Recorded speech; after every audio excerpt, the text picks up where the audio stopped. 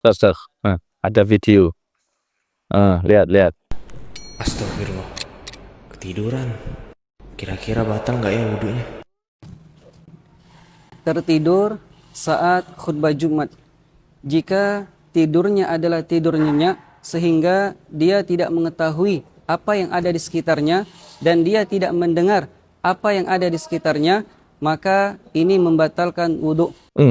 Jadi dia mengukur batal atau tidaknya wudhu itu dari tidurnya nyenyak atau tidak. Gitu. Jadi kalau dengarkan khutbah itu nyenyak gini. Gini toh. Lah, itu batal wudhunya, Ustaz. Lah, itu dari mana itu? Dari mana itu? Lah, ini kan dalilnya atau tidaknya ini katanya itu dulu para sahabat Nabi diriwayatkan dari Anas bin Malik itu mengangguk-angguk gitu-gitu. Wah, itu gimana? Ada dia nih begini. Itu Ustaz. Itu gimana, Ustaz? Ini menurut fikih itu gimana, Ustaz? Karena gini, Ustaz. Bismillah. Karena gini, kalau misalkan nyenyak atau tidaknya, masalahnya masyarakat ini banyak yang nyenyak, Ustaz. Mosok batal semua itu. Kasihan loh, Ustaz ya. Itu gimana, Ustaz? Fadhol, Ustaz. Bismillahirrahmanirrahim. Sebenarnya para ulama sudah menyebutkan itu, Ustaz. Di antaranya di dalam kitab Munil Muhtaj itu disebutkan oleh Al-Imam Khatib Asy-Syarbini.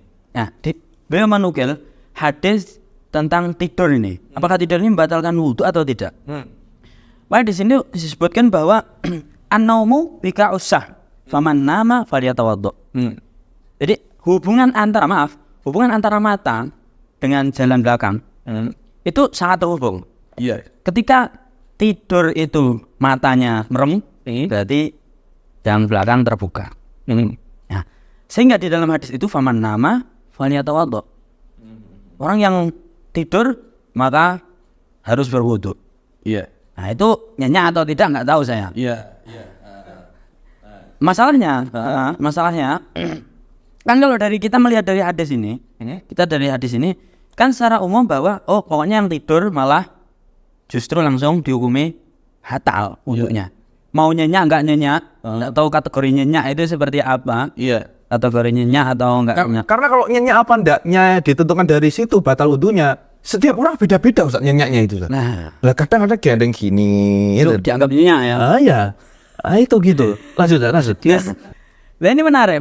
Artinya gini. Kita tidak memberatkan juga kita tidak meringankan. Iya. Kita ambil tengah-tengah. Iya. Ada hadis yang disebutkan yang katanya antum menyebutkan tadi mengangguk-angguk. Ada hadis Rasulullah SAW yang itu menceritakan tentang fi'lu sahabah. Nah, bahwa saat itu sahabat itu menunggu sholat isya atau mereka menunggu sholat, salah satu sholat. Di antaranya sebagian riwayat menunggu sholat isya. Iya.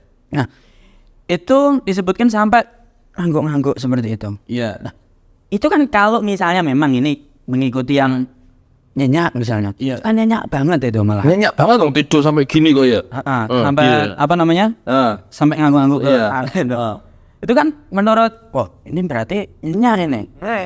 Tapi kenyataannya di situ malah mereka yushollun wa la yatawadduun. Mereka sholat tak berwudu. Kalau kita lihat nyenyak. Nggak tahu menurut beliau tadi itu nyenyak atau enggak. Nah, tapi para ulama menyebutkan kita mau tafsiri hadis nggak bisa tiba-tiba pikiran kita kan. Makanya di situ disebutkan dikompromikan saja antara hadis yang mengatakan batal secara mutlak dan mengatakan seakan-akan wudhu itu tidur itu tidak batalkan wudhu. Ya itu. Komprominya apa? Komprominya adalah ternyata para ulama di antaranya dalam kitab Mughni tadi itu Imam Khatib Syarbini menyebutkan bahwa dikompromikan caranya adalah yang sahabat Rasul Shallallahu Alaihi Wasallam itu tidurnya bukan tentang nyenyak atau enggaknya, tapi tentang cara tidur mereka. Cara itu bagaimana maksudnya? Bukan caranya enggak nyenyak bukan, tapi caranya itu duduknya itu menetap di tempat duduknya sehingga maaf yang belakangnya itu tertutup selalu. Iya. Nah, itu kan nanti bisa ternyata yang menyebabkan tidur membatalkan itu bukan tidurnya, Ustaz. Bukan nyenyak atau tidaknya. Bukan nyenyak tidaknya, Tapi cara duduknya, Ustaz ya. karena tadi itu sebenarnya kan kalau kita mau lihat yang membatalkan wudhu, maksud tidur membatalkan wudhu, apa hubungannya tidur? Nah, Iya. ternyata para ulama menyebutkan yang membatalkan itu sebenarnya adalah keluarnya suatu dari dua jalan.